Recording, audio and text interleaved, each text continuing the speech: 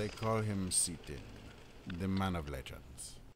Ladies and gentlemen of YouTube, what is up? It is Seatin here. Hello and welcome to the 61 Oracle Guide. In this video, we're going to be talking all about Oracle, the new support soul that came out with 2.7 for Clerics. It is really awesome, really fun to play, really effective, and pretty damn easy to get into. Literally, it's one of the simplest rotations I've ever seen, apart from like 61 Druid, which is just one spam button. So Oracle kind of is the support soul that mirrors the Bard in terms of, you know, the abilities, the debuffs, the buffs, and also cooldowns it provides. So when you're coming to make a raid comp, you're either going to have an Oracle or a Bard.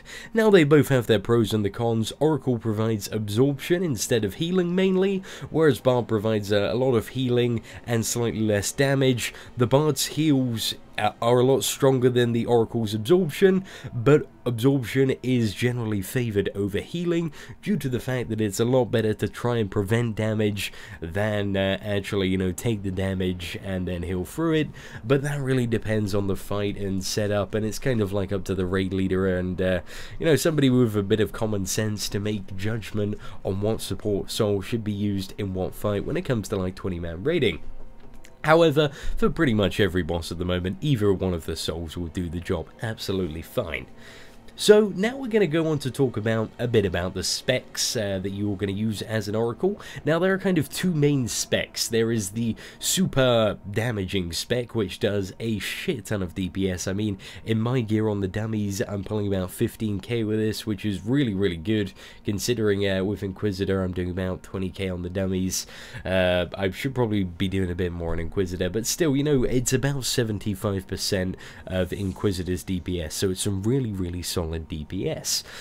So this is it, 61 Oracle, 10 Defiler and 5 Inquisitor. Now there's an alternative hybrid heal spec, which is 3 Inquisitor and 12 Warden. This essentially gives you the AoE healing spell known as Healing Cataract, and what you can do with this ability is basically alternate Emblem of Alacrity and Healing Cataract to basically constantly spam big AoE heals on up to 10 party or raid members. So that's kind of like an alternate hybrid healing version, plus you get Healing Flood and a couple of other cool stuff, and combined with the cooldown Battle Fury, that allows you to basically have a very strong healing AoE cooldown. But using this spec, you know, it's gimping a fair bit of damage for healing, so it's kind of up to you and what your raid needs and the boss. If you're going for, you know, being a hardcore Oracle, you're gonna want to have both of the specs on you all the time, so that's just something to keep in mind. Now, in regards to macros that I use with this spec, there is only one, really, which is show glacial insignia, cast glacial insignia, and cast insignia of blood. This basically combines two of your main insignia abilities into one very easy to hit button. So I'll put that in the description of this video and explain a bit more about that later. Okay, so now we're just going to quickly cover buffs. Now, the buffs in Oracle are very easy. Basically, you have this lovely buff called Mass Bestowal, which I wish there was a buff like Mass Bestowal for every spec, and it casts all known boons and inspirations. So you have that buff up, and then you have to pick a favor. You can have any one of the favors up. There is Marshaled Favor, Defensive Favor, or Favor of the Current. Marshaled Favor reduces ability cost on the raid. Defensive Favor increases armor and resist on the raid, and Favor of the Current increases movement speed on the raid. The standard one that you want to have up is Favor of the Current. In sort of a raid environment. This is because usually Chloromancers bring the ability provided by Marshaled Favor, and somebody else, usually like the Archon, brings the ability provided by Defensive Favor. So in a standard raid environment, Favor of the Current is the one that you want to have up. But if for whatever reason you don't have a Chloromancer, you want to use Marshaled Favor. So if you're doing like a group PvP or some 5-mans or any sort of situation where you don't have a Chloromancer, Marshaled Favor is the one that you want to have up. Apart from that, it's Armor of Devotion from the Inquisitor tree, and also Rage Blight from Defiler, and Blighted Greed on the the tank or the defiler of your group, which will give you rage bite stacks whenever that target takes damage. So in regards to the buffs, it's pretty damn straightforward. There aren't a lot of buttons to press. Now, being a support class, Oracle has a variety of wonderful debuffs to put on the target. You have Curse of Consumption, which is an AoE non-physical damage increase taken by the target. So basically that increases magical damage taken by the target, and Curse of Frailty, which increases physical damage taken. Now the downside to these debuffs over the ones provided by a Pyro Archon is these only last 30 seconds, but the upside is they are AoE, so they affect the target and all nearby targets to that target. So those two are brilliant for short AoE bursty fights, but in regards to actual bosses themselves, you're much better off letting the Pyro Archon provide both of those debuffs. The second the second added debuff that you have is Corroded Defense, so that causes the enemy to take additional damage whenever a target hits it for 15 seconds, so this is kind of one of the essential support debuffs you need to keep up. However, with Corroded Defense, you'll read it has a bit of an additional catch. So on its own it only lasts for 15 seconds, which is not good. You know, we don't want to be refreshing that every 15 seconds. So that's a load of rubbish there. But you'll see for each emblem consumed when cast, it extends the duration by an additional 15 seconds. So basically what you want to do is every minute or second premonition, which is a cooldown that we're going to cover a bit later, is you want to hit premonition, and Corroded Defense is going to be the first thing you want to cast. That basically allows it to be a 60-second duration and does not consume any of your stacks of premonition. So that is very, very awesome. And then your final debuff that you want to keep up on the target at all times is Insignia of Protection. This means whenever a target attacks the target of Insignia of Protection, they are going to get a shield, which shields them for about 2,000 to 3,500 damage. They have a 25% chance to get this shield, and they can only get it once every 10 seconds, but this is very, very powerful and extremely helpful for minimizing raid damage and generally making the healers' lives a lot easier. So you want to keep that up on the target at all times. So in reality, guys, if you're fighting a single target raid boss, all you need to keep up is Corroded Defense and Insignia of Protection all of the time. So that's something you need to bear in mind. It's pretty damn straightforward. Refresh Corroded Defense every minute on the second premonition cooldown, and in regards to Insignia of Protection, you have to manually refresh that once every 26 seconds. Now, going on to talk about both cooldown and convenience abilities. Oracle has a lot of cooldown and convenience abilities that aren't really used in the standard DPS rotation. We're going to cover them all now. So you have Battle Fury, which is your big DPS cooldown.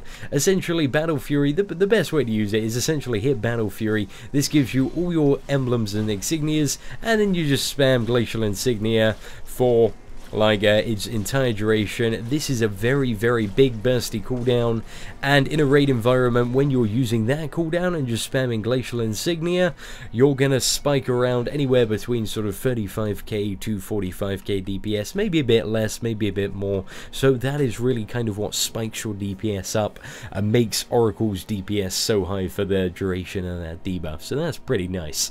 The next cooldown that you have is called Glacial Mark. This applies Glacial Mark to up to 10 party or raid members, causing the next heal on affected allies to heal them for an additional around 3,000 health, provided they are below 50% health.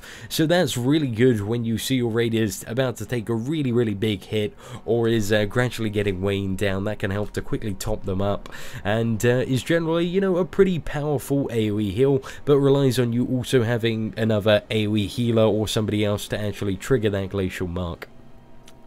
Now, the next ability that you have is a raid-wide cooldown, which restores charge, mana, power, and energy to all party and raid members for 15 seconds. So that kind of mirrors the Bard, I believe it's called Verse of Joy on the Bard. Yeah, that's the right one. It's got a 2-minute cooldown and should be timed with very big cooldowns such as Flaring Power. And also the next cooldown, which I'm going to talk about, which is Defend the Fallen. Now, this kind of...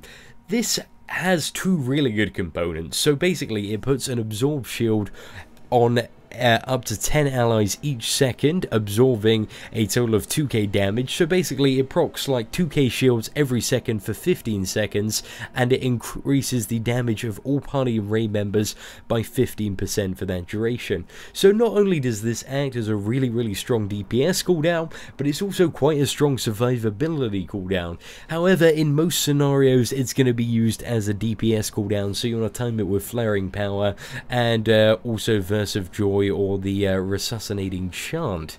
So yeah, that is mainly a very strong DPS cooldown, and that's what you're going to want to treat it as. Then you have cleansing chant, which is essentially a double AoE cleanse. It removes one curse, disease or poison from up to 10 party or raid members around the ally for 3 seconds every 3 seconds. So it cleanses once, and then after 3 seconds it will cleanse all those allies again. So that's pretty good for fights like Golok and the second boss in Grim Awakening. Then you have Icy Cascade, which is kind of alright. It restores a bit of health to the ally. I don't really find any practical use for this, apart from maybe in PvP, where you can use his Emblem of Alacrity, so you cast that and then get this Icy Cascade as an instacast, so you can kind of like run around and do that to your heart's desire. So, you know, fire that instacast emblem off and then heal with Icy Cascade. But generally speaking, that heal is it's pretty weak and worthless. So in all honesty, I wouldn't bother using it. I can't think of too many examples where it actually would be good. I mean, possibly combined with Battle Fury. Say if you're an expert in an expert and the healer has died and you want to keep the tank up, you can quickly pop Battle Fury and spam Icy Cascade on the tank, and that may keep him alive long enough for you to kill the boss. You know, it might be something that you can do, but generally speaking, Icy Cascade is a pretty weak heal and moderately worthless. And then you have Premonition, which applies all emblem buffs, and the next two non-emblem damaging and healing abilities do not consume emblems. So basically this is a wonderful way to ensure that you never ever have to manually press Emblem of Alacrity, and it is very good. You know, I suggest just using it off cooldown. That's the best way to use it. And also remember, 1 every 2 premonitions you want to refresh your corroded defense. As soon as you use premonition, corroded defense, and you are good to go. Apart from that, the final ability that I want to cover, which kind of comes under the cooldowns, because using this in the DPS rotation will be a fairly noticeable DPS loss, is Discerning Wave. I mainly use this as an AoE DPS and absorption cooldown. So what it does is it sends out a wave in front of the Cleric, dealing damage to all enemies hit, and also shields any party or raid members hit. I think it's mainly more valuable for the actual shield that it provides, because the damage isn't really that good.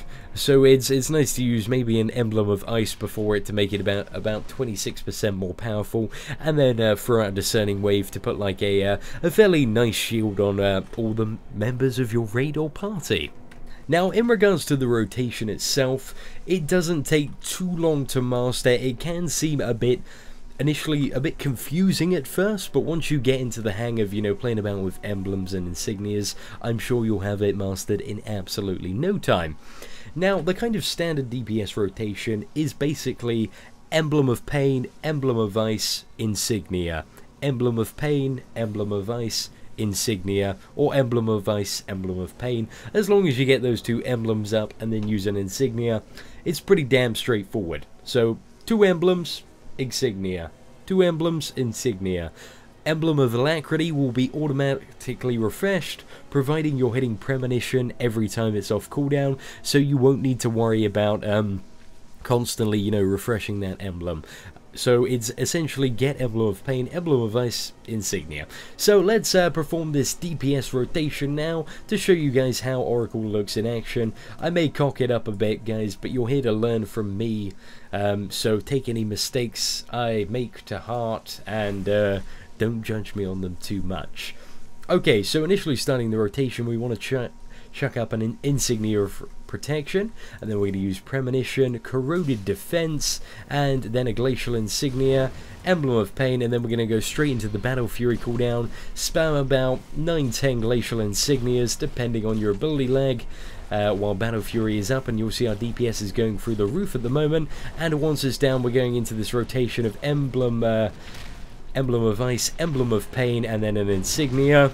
So you want to keep wasting Insignia up, and while wasting Insignia is up, you just spam the other Insignia macro that I showed at the start of the video. As you can see, this is some damn tasty DPS that we're getting out at the moment, ladies and gentlemen. And when you have Premonition up, you don't need to refresh your Insignias like I just did then. A bit of a newbie move on my behalf, but you know, I haven't fully mastered the Oracle Rotation yet, but I have read Abby's wonderful guide on how to play 61 Oracle and be really pro, and also I'm terrible at hitting buttons while talking.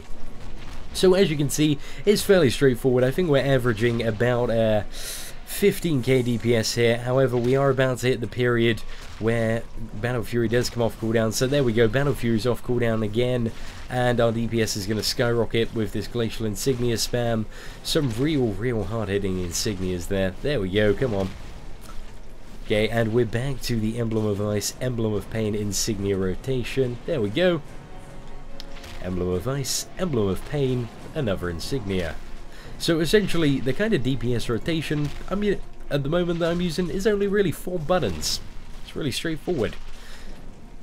1 to 4 are the active buttons that I'm pressing.